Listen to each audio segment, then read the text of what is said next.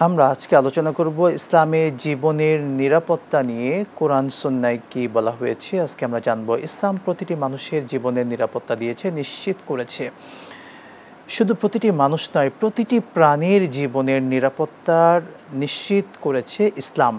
ইসলাম আমাদেরকে শিখিয়েছে অন্যকে সম্মান করতে, অন্যের জীবনকে সম্মান করতে, অন্য অন্য কোনো ব্যক্তি যেন আমার দ্বারা কোনো ক্ষতি না হয়, কথা কিংবা কাজ যেন কষ্ট না পায়, সে বিষয়টাও কিন্তু ইসলাম আমাদেরকে শিখিয়েছে। জানবো ইনশাআল্লাহ তাআলা। শেখ, মূল টপিকেই চলে যাচ্ছি। ইসলামে জীবনের নিরাপত্তা কিভাবে দেওয়ার কথা বলা হয়েছে, যদি সেটা বলতেন।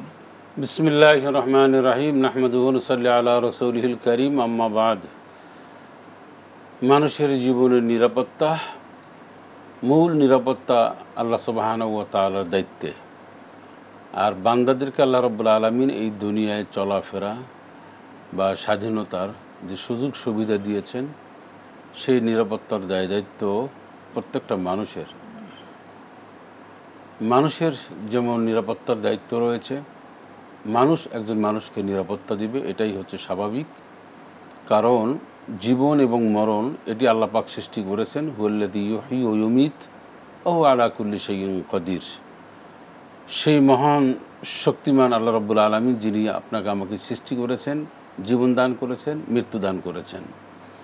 এই জীবন এবং মৃত্যু এটা আল্লাহ যতটুকুন আল্লাহ যেভাবে লিখে রেখেছেন ঠিক সেভাবে। এর ব্যত্যয় যদি কেউ ঘটাতে চায়, অর্থাৎ একজন মানুষ যদি একজন মানুষের নিরাপত্তাহীনতায় ভোগে কোনো মানুষ কর্তৃক, সেটা জীবনের নিরাপত্তা হতে পারে, সম্মানের নিরাপত্তা হতে পারে, সম্পদের নিরাপত্তা হতে পারে, তাহলে এ প্রসঙ্গে রাসূলুল্লাহ সাল্লাল্লাহু আলাইহি সাল্লাম পরিষ্কার করে বলেছেন, আল মুসলিম মান সালিমাল মুসলিমুনা মিন লিসানি ওয়া ইয়াদিহি।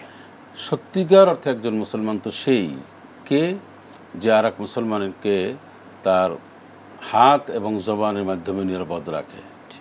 এই নিরাপদ রাখার যে একটা বিধিবিধান রাসূল সাল্লাল্লাহু আলাইহি ওয়াসাল্লাম দিয়েছেন, এটা বিশ্লেষণ করার প্রয়োজন। অর্থাৎ একজন মানুষ আর একজন মানুষের হাতের মাধ্যমে কখনোই অনিরাপদ হবে না।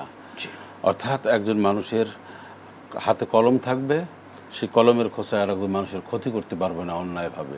একজন মানুষের হাতে আর্মস থাকবে, অস্ত্র থাকবে, সে আর একজন মানুষকে হত্যা করতে পারবে না।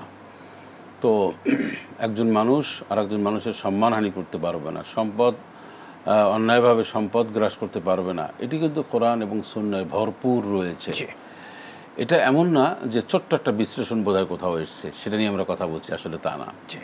আল্লাহ রাব্বুল আলামিন পরিষ্কার করে বলছেন যে একজন মানুষকে আর একজন মানুষ, এক মুমিন আর এক মুমিনকে হত্যা করা কোনোভাবেই জায়েজ নাই। ওমা কানা লিল মুমিনিন আন ইয়াকতুলা মুমিনান ইল্লা খাতা। ভুলবশত যদি কেউ হত্যা করে, তাহলে সে ব্যক্তি, তার অপশন রয়েছে, রক্ত বা দিয়াত দিতে হবে, জরিমানা দিতে হবে, বা আরও অনেকগুলি অপশন সেখানে রয়েছে। কিন্তু ওমা ইয়াকতুল মুমিনা মুতাআম্মিদান ফাজাযাউ জাহান্নাম।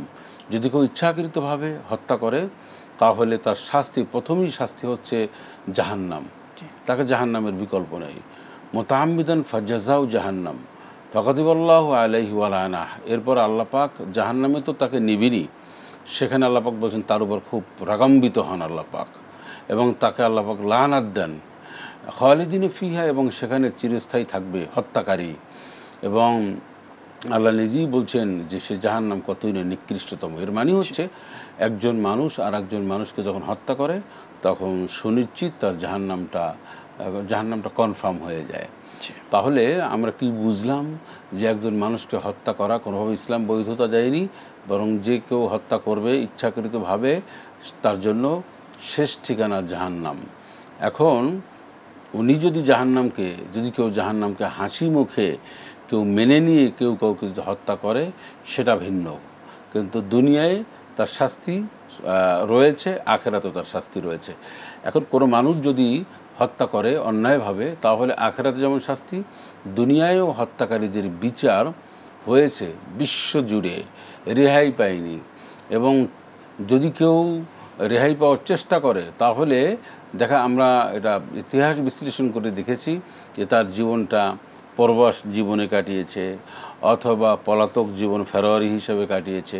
এর মানে হচ্ছে হত্যাকারীর কোনো শান্তি নাই, দুনিয়াতেও না, দুনিয়া নেই, পরকালেও না। আখিরাতেও না। আখিরাত তো আর বরবাদ যিনি তার। নিহত হলো তার জন্য একটা বড় অপরচুনিটি হলো, জি, সে যদি কিছু পাপ করে থাকে, সে যদি কিছু অন্যায় করে থাকে, তাকে যে হত্যা করা হলো, তাহলে সেই হত্যার বদলতে সে মাপ পেয়ে গেল।